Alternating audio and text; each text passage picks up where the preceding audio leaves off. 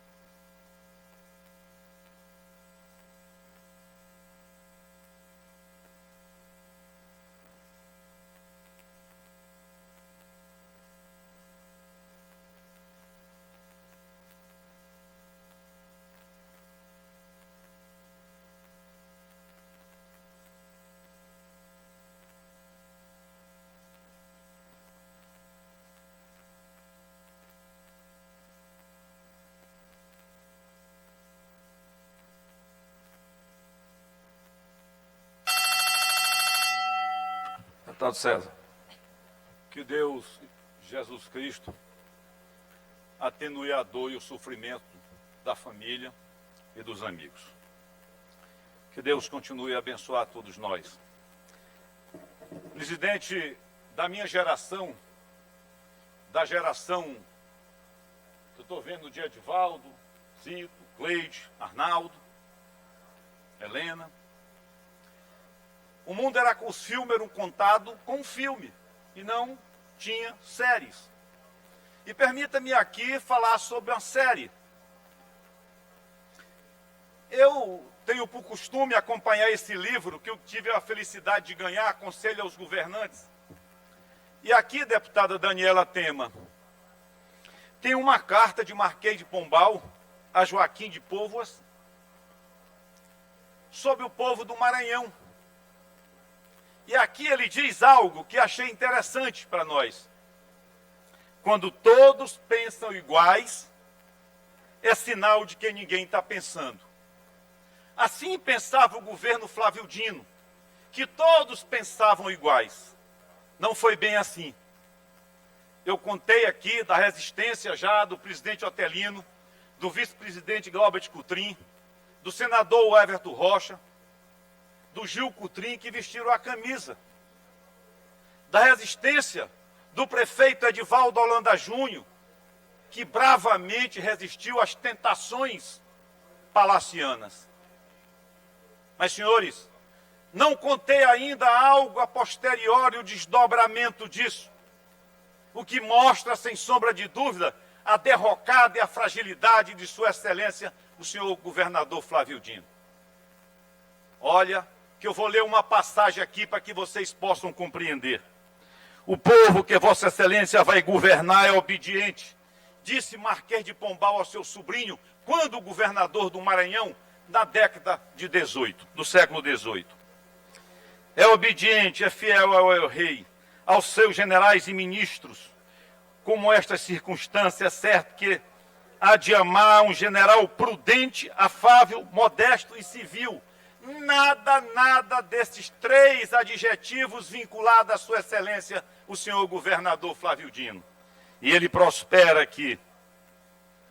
A justiça e a paz com que Vossa Excelência o governar farão igualmente benquisto e respeitado, porque com uma ou de outra causa se sustenta a saúde pública. Engana-se quem entende que é o temor com que se faz obedecer. Olha que coisa mais apropriada para o governador Flávio Dino.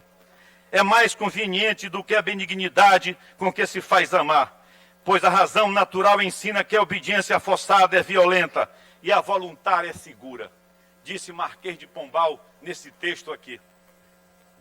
Houve uma reunião no palácio, talvez por essa resistência, e aqui o Iglesias levantou bem, que não queriam dar a essa casa o direito discricionário de fazer as suas escolhas e as suas opções por quem quisesse optar. Mas eu quero aqui levantar a voz e dizer para vocês bravamente que tive conhecimento que o senador Everton, que já não é o único, porque também o outro senador já se insurgiu contra o governador. O senador Everton foi lá e meteu o dedo nele e disse assim: nós somos livres para fazer as nossas opções, Flávio. Você tomou as opções suas de escolher o 10, do que me resta escolher outro. E escolheu, naquela época, na verdade, Eduardo Braide. O senador Everton foi seguro e duro. De igual modo também Neto Evangelista, que está ali, que disse ao governador que ele prejudicou levar o segundo turno. De igual monta também o senhor Erlânio Xavier, lá nessa reunião.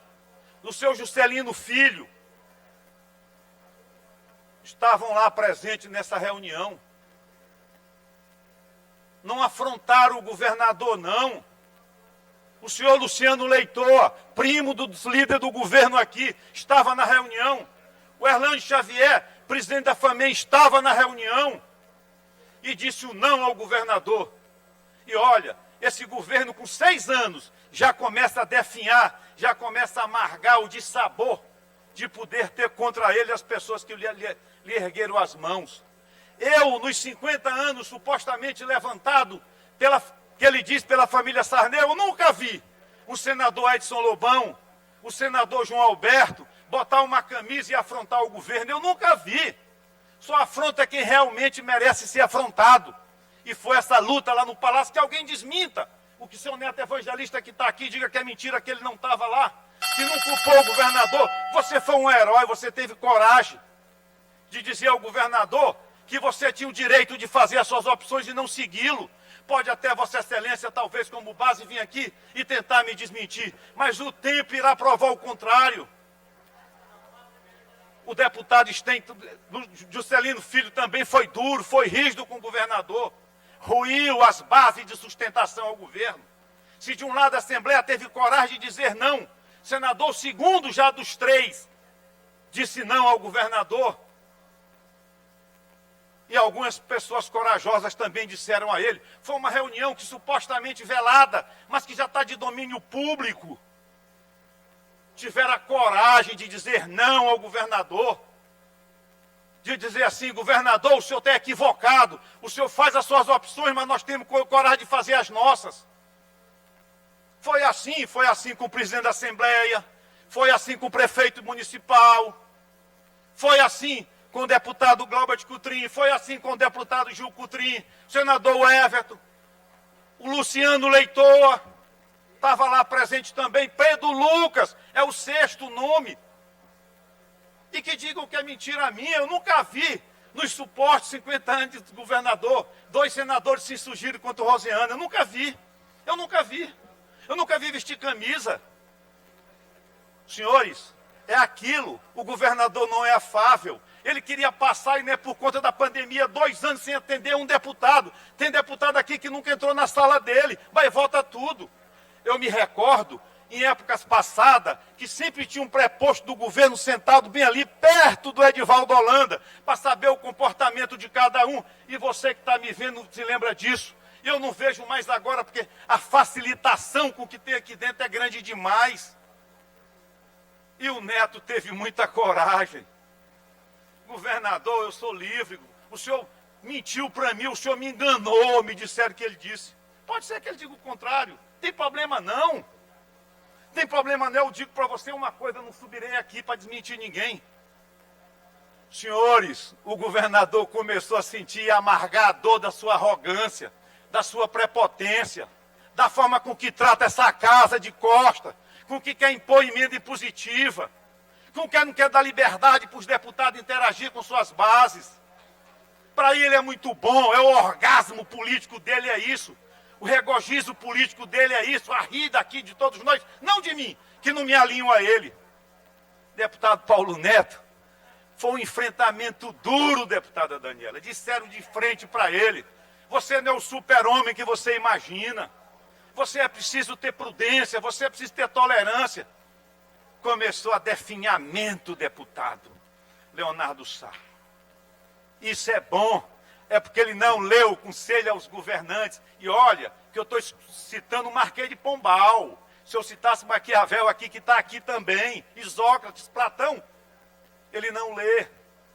A obediência forçada, ela é efêmera. A conquista, ela é mais demorada, mais longeva. Não há conquista no governo, há imposição do governo nessa casa.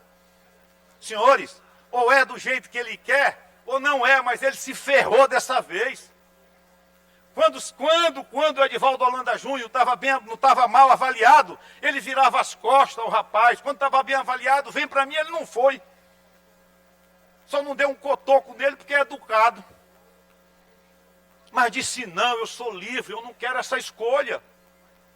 Eu não vou sacrificar. O Atelino Neto, se eu não posso vender a casa, eu tenho um compromisso. Traí o Neto. E o Everton, e agora eu pergunto, será que o senador Roberto Rocha é que é realmente o culpado dessa cisanha? Ou conseguiu enxergar bem mais cedo do que o senador Everton Rocha? E até quando Elisiane Gama vai ficar submissa à égide do governo, aos imperativismos do governo? Até quando essa casa vai se ajoelhar, se agachar também e dizer não? Não sei, senhores. Mas é por isso que eu quero dizer a vocês aqui. Esses heróis, para mim, pode ser maldito para ele, mas são heróis para mim. Tiveram a coragem, a ousadia que está faltando para essa casa de dizer também não a ele. Talvez nem sequer de votar a LOA, que ele fique com um duodécimo para poder gerenciar a partir de janeiro, enquanto não for votada a impositiva. Senhores, a sorte está lançada. O presidente da casa deu um exemplo, falta o nosso. Falta o nosso. Ou vamos viver sob a égide da ataca, sob a bandeira do comunismo. Stalin fez assim. Hitler também, gago. Vegano, naquela época nos falava em vegano, mas ele já era vegano. Abstênico. Não bebia, mas trazia o sangue da maldade da sua genética. Stalin foi do mesmo jeito. Mussolini foi do mesmo jeito. Vendia a facilidade para matar também com a mesma facilidade. Leiam, gente. Olhem a historiografia. Olhem para trás. Busquem uma compreensão. Não é preciso ser inteligente, basta ser observador. O governador está massacrando todos nós. Eu pago preços das minhas escolhas, mas que escolhas vocês tiveram? Talvez nenhuma. Ou a escolha da obediência. A escolha de dizer sempre assim, amém. Olha, a guerra foi lançada, mas foi velada, camuflada, colocado um véu, para que não ressaltasse aos quatro cantos, mas eu estou fazendo. Houve a discussão, sim. Houve a pressão em cima do deputado Atelino Neto, sim. Do prefeito, sim. E de muitos deputados, sim, também. E eles se recusaram. O governador faz as escolhas dele e joga milho, como se fosse aquelas pessoas que vêm para poder morrer na Sibéria. Como aquele texto da parte da vida de Stalin, que eu tenho a biografia dele. Despenava as galinhas para depois dar milho, vem morrer na Sibéria. E elas mortas de frio tinham que se agasalhar em alguém. E quando se agasalhava em alguém era para ser trucidado o seu pescoço. É a mesma forma do Flávio Dino com os políticos dele, que ele quer fazer. Mas apareceu alguns heróis para poder dizer não, basta em relação a isso. Olha, se alguém disser o contrário, eu me curvo, não vou questionar. Porque eu digo uma coisa para você, deputado presidente Otelino. O dia que você é um eleitor, seu pai era um homem que eu respeitava, me mostra a história dos covardes, a biografia de um covarde, a história dos derrotados.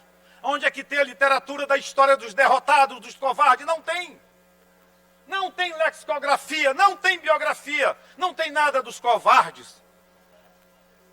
Até mesmo Judas, quando o botaram, não era preciso Judas beijar Jesus, que todo mundo conhecia. Era porque naquela época o marketing da igreja já era grande e precisava.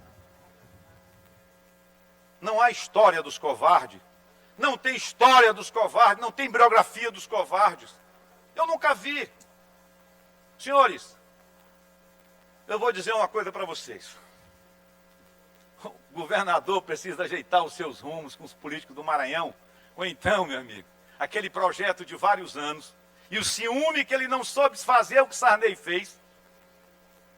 nunca vai chegar ao nível de aculturamento, de comportamento, de relações de um Sarney. Nunca. Nunca. Doutor Sarney está muito longe, muito distante em termos culturais. Olha, como é bonito ele me fazer essa autografia do livro, ó. Como é bonito. E depois ele diga, sem tempo, o texto de Marquês de Pombal tem pertinente interesse para a história do Maranhão. E eu fui ler. E tem. Conselho aos governantes. O Flávio não escuta conselho de ninguém. É um déspota. Não igual a Napoleão, porque Napoleão era um déspota, mas ele educou todo mundo. Ele queria que todos tivessem nível de terceiro grau dentro da universidade. Todos. Deputado César, desculpe por interrompê-lo, mas Vossa Excelência precisa concluir. Você tem razão, você foi benevolente comigo. Eu tenho carinho por você e meus aplausos por ter a coragem daquela camisa. Você nunca me deu igual, hein? Porque a sua era daquele jeito. A minha tem que ser libertas a lema. Obrigado.